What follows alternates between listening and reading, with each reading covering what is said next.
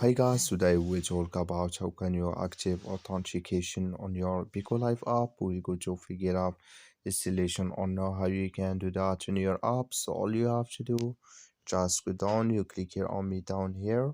So when you click here on me, it's going to take us here in this list on your profile.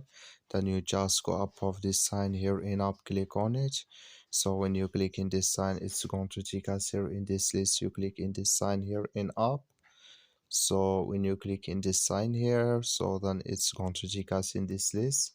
You just go down here, so then you click here on real person authentication, then you click here on activate authentication now. So then you come to this list here, you click here on agree.